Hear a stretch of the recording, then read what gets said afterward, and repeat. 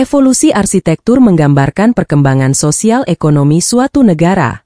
Jika kalian melihat seperti apa Dubai beberapa dekade sebelumnya, kalian akan terkejut dengan keadaannya sekarang. Dubai mengubah suatu gurun menjadi objek wisata dan pusat ekonomi, menarik pengunjung dan pebisnis dari seluruh dunia. Namun, kegilaan pembangunan arsitektur juga mengakibatkan beberapa situasi yang tidak menguntungkan. Tahukah kalian bahwa ada ibu kota yang dibangun untuk jutaan orang tetapi sepi penghuni? Dan Amerika membuang miliaran dolar untuk mega proyek besar yang bahkan tidak pernah digunakan? Dan berikut, Dapur Pustaka telah merangkum 5 mega proyek paling tidak berguna di dunia. Tapi sebelum lanjut, jangan lupa untuk klik tombol like, subscribe, dan nyalakan tombol loncengnya, agar channel ini bisa terus berkembang dan menghibur. Mega Proyek Interstate H3, Hawaii. Mega Proyek Interstate H3 adalah proyek pembangunan jalan raya yang sangat besar dan ambisius. Namun banyak menjadi kontroversi dan topik perdebatan negatif. Jalan raya ini memiliki panjang sekitar 26 km, yang terletak di Aloha, negara bagian Hawaii. Jalan raya ini awalnya direncanakan pada tahun 1960, dengan mempertimbangkan kepentingan militer pada saat itu. Jalan raya ini menghubungkan pangkalan Angkatan Laut Pearl Harbor di sisi selatan, dengan pangkalan udara Korps Marinir di pantai timur. Pengumuman pembangunannya mendapat tentangan keras dari kelompok lingkungan dan penduduk asli Hawaii, yang khawatir tentang urbanisasi besar-besaran yang ditimbulkan oleh mega proyek tersebut. Peraturan lingkungan pada saat itu menyebabkan rencana pembangunannya ditunda cukup lama. Hambatan lingkungan tersebut dicabut 26 tahun kemudian, ketika Kongres membebaskan proyek tersebut dari pembatasan lingkungan, dan kembali mengizinkan pembangunannya dimulai pada tahun 1989. Jalan raya itu akhirnya selesai dibangun pada tahun 1997, sekitar 37 tahun setelah pertama kali direncanakan. Karena medan yang sulit, dan teknologi modern yang digunakan dalam konstruksinya, Interstate H3 dianggap sebagai keajaiban teknik dalam bidang konstruksi. Selain karena memiliki berbagai terowongan berteknologi tinggi, jalan ini sepenuhnya menggunakan jembatan layang yang tinggi, guna melindungi ekosistem lokal di lembah-lembah yang ada di bawahnya. Akibat adanya penundaan, penyesuaian, dan inflasi teknologi infrastruktur, biaya pembangunannya menjadi 5 kali lebih mahal daripada perkiraan sebelumnya. Biaya pembangunan jalan ini dengan kurs saat itu mencapai 780 miliar rupiah per kilometer. Dan jika ditotalkan dengan panjang jalan ini, total biaya yang dihabiskan sekitar 1,3 miliar dolar atau 14,9 triliun rupiah. Dengan biaya tersebut, menjadikannya salah satu biaya infrastruktur termahal di dunia. Meskipun anggarannya sangat besar, jalan ini dianggap kurang bermanfaat bagi sebagian besar orang. Para kritikus mengatakan, jalan ini adalah jalan yang tidak menuju kemana-mana, karena isu pertahanan pada tahun 1960 sudah tidak relevan lagi. Selain itu, jalan ini tidak menghubungkan akses langsung ke pusat kota Honolulu. Lalu terdapat masalah pada penduduk asli, yang sebagian besar masih menolak menggunakan jalan ini. Mereka percaya bahwa mega proyek Interstate ini terkutuk, karena telah menghancurkan beberapa situs budaya penting selama pembangunannya. Dalam hal mega proyek, Jalan Raya Interstate H3 merupakan sebuah mega proyek yang sukses dibangun. Tapi bagi sebagian besar masyarakat di sana, jalan raya tersebut dianggap tidak berguna. Namun paling tidak, jalan raya tersebut belum sepenuhnya ditinggalkan, dan tidak menutup kemungkinan, mega proyek ini akan menjadi terbengkalai ke depannya. Bandara Central Ciudad Real, Spanyol. Spanyol merupakan salah satu tujuan wisata paling populer di Eropa. Oleh karena itu, menjadi faktor utama dibangunnya Bandara Central Ciudad Real. Pemerintah Spanyol memperkirakan bahwa bandara ini akan menjadi tujuan populer bagi wisatawan domestik dan mancanegara. Tujuan dari bandara ini adalah untuk menyediakan alternatif bagi bandara utama Spanyol yang semakin padat. Bandara ini memiliki salah satu dari 5 landasan pacu terpanjang di Eropa, dan dapat menampung 5 juta pengunjung per tahun. Jika dibandingkan dengan kapasitas pengunjung bandara utama di Madrid, yang mencapai 70 juta pengunjung per tahun, jumlah pengunjung Bandara Central Ciudad Real masih jauh lebih sedikit.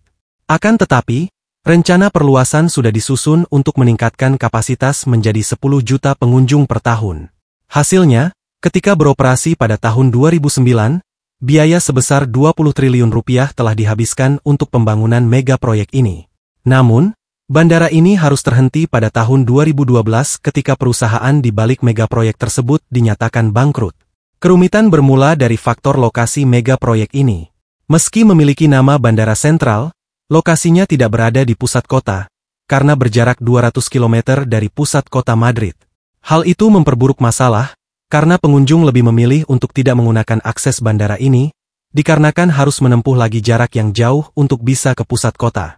Dan pihak maskapai pun lebih memilih untuk mendarat di bandara ibu kota Madrid dibandingkan mendarat di bandara ini. Akibatnya, dalam tahun pertama beroperasi, bandara ini hanya melayani satu maskapai saja. Pada tahun 2012, bandara tersebut telah menanggung kerugian utang sebesar 350 juta dolar, karena kurangnya maskapai penerbangan untuk menarik para pengunjung. Alhasil bandara ini bangkrut dan dijual melalui lelang. Hakim yang mengurus bandara ini memutuskan untuk menjualnya seharga 100 juta euro, atau setara dengan 1,7 triliun rupiah. Sayangnya, hingga saat ini tak satu pun yang berniat membeli bandara ini, bahkan untuk harga yang paling murah. Entah karena frustasi atau faktor lainnya, pihak yang menjual bandara ini, bahkan akan menerima pembeli meski hanya dengan tawaran sebesar 1 pound sterling, atau sekitar 20.000 rupiah saja. Tapi dengan syarat, jika seseorang atau sebuah perusahaan mau membeli Bandara Sentral Ciudad, pemilik baru harus membayar semua utang bandara ini. Mega proyek ibu kota Naypyidaw, Myanmar. Myanmar telah mengubah kawasan tak bertuan menjadi sebuah mega proyek ibu kota baru. Pada tahun 2002, Myanmar memulai pembangunan ibu kota barunya. Pemimpin Myanmar mengumumkan pemindahan ibu kota kepada publik pada bulan November 2005. Meski demikian, ia tidak mengungkapkan nama ibu kota baru tersebut. Setelah 4 bulan, ia akhirnya mengungkapkan penamaan Naypyidaw, yang berarti penduduk raja. Penjelasan atas pemindahan ibu kota pada saat itu masih belum diketahui. Beberapa pihak berasumsi bahwa komando militer melakukan antisipasi akan terjadinya invasi maritim. Sementara pendapat lain berspekulasi bahwa pemindahan itu atas saran para astrolog. Namun, pemindahan itu dilakukan karena bekas ibu kota Yangon hanya memiliki batas populasi 7 juta jiwa. Mereka juga mengira bahwa Yangon telah mencapai batas populasi dan infrastrukturnya, dengan perkiraan populasi akan berlipat ganda pada tahun 2050. Alasan lebih jauh lagi adalah, selama masa penjajahan Inggris, Naypyidaw dijadikan ibu kota untuk membantu pasukan Angkatan Laut Inggris. Oleh karena itu masuk akal bagi Myanmar untuk memindahkan ibu kotanya ke posisi yang lebih sentral.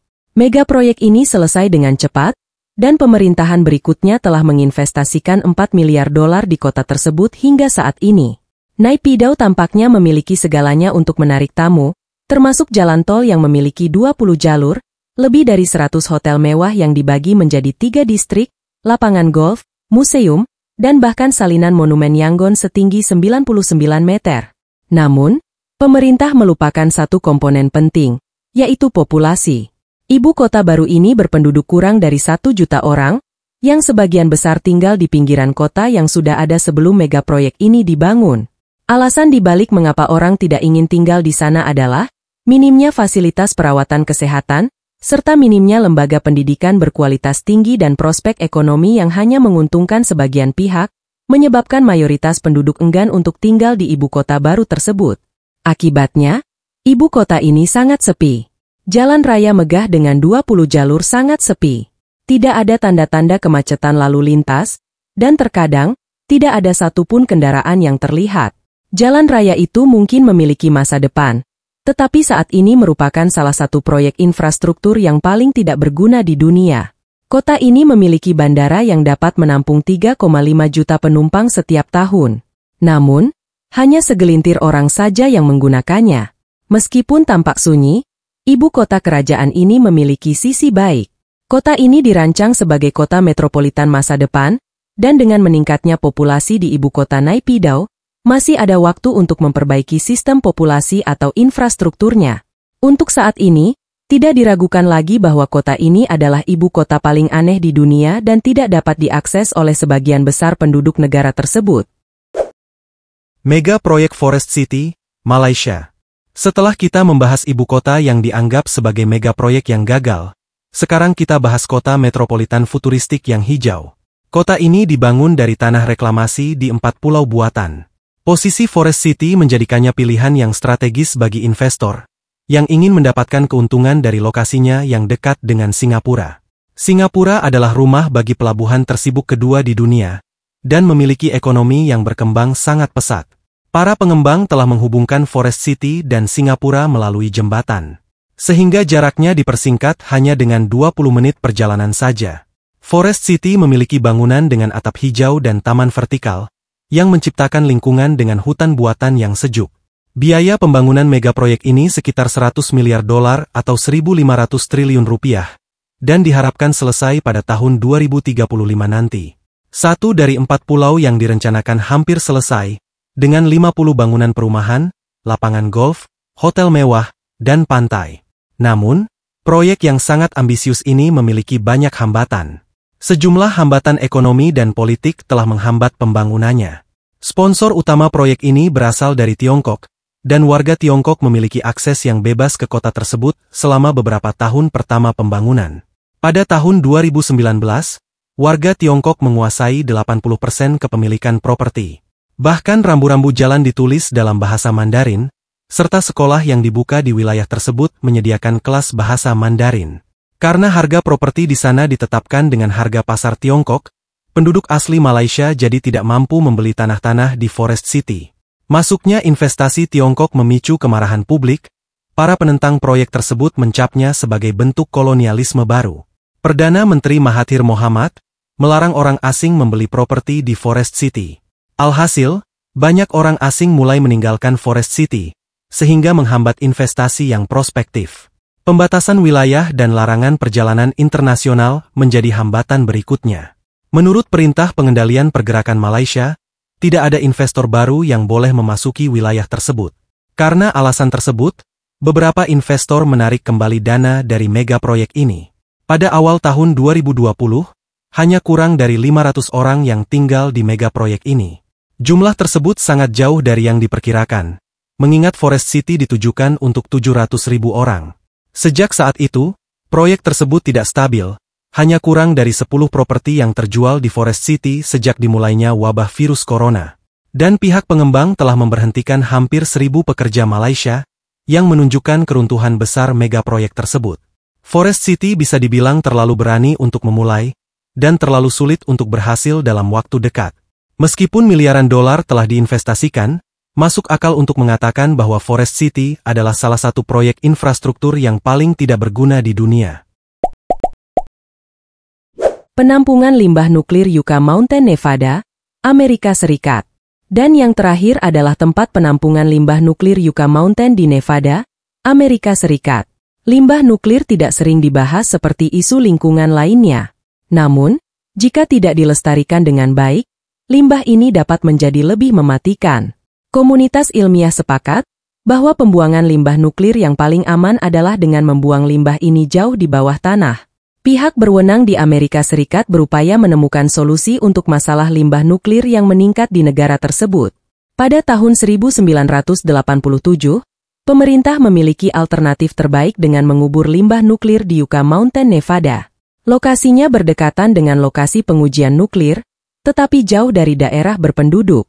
Tujuannya adalah untuk mengubur limbah dalam jaringan pipa sedalam 300 meter di bawah Yucca Mountain.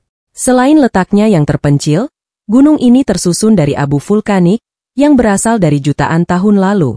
Hal ini memungkinkan gunung Yucca menyerap limbah nuklir apapun. Secara teori, Yucca Mountain strategis untuk tempat pembuangan limbah, tetapi pejabat Nevada tidak setuju.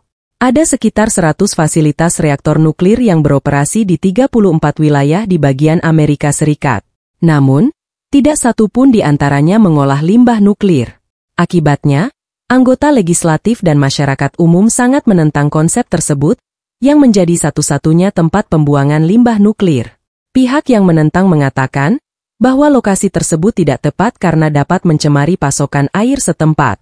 Meskipun ada penolakan, megaproyek tersebut disetujui pada tahun 2002. Pembangunan dilanjutkan oleh Departemen Energi Amerika Serikat. Namun di sisi lain, penolakan justru semakin kuat. Mereka mengklaim bahwa paparan limbah nuklir akan menstigmatisasi warga Nevada dan merugikan pariwisata di negara bagian tersebut. Pada tahun 2010, pemerintahan di masa Obama menyatakan bahwa megaproyek tersebut tidak layak dan menghentikan pendanaannya. Pengadilan federal mengesahkan pemulihannya 3 tahun kemudian. Namun, tidak ada proses lebih lanjut sejak pemerintahan Biden dan mengindikasikan dengan tegas bahwa megaproyek tersebut tidak lagi ada dalam agenda negara. Lebih dari 17 miliar dolar diinvestasikan dalam proyek Yucca Mountain. Namun bagaimanapun juga, megaproyek itu tidak pernah dimanfaatkan dan bisa disebut sebagai megaproyek paling tidak berguna di dunia. Dan itulah beberapa megaproyek yang paling tidak berguna di dunia. Mempelajari sejarah proyek infrastruktur yang tidak berhasil akan memberi kita gambaran agar dapat menghindari beberapa kesalahan besar dalam membangun suatu megaproyek. Terima kasih yang sudah menonton dan sampai jumpa di video selanjutnya.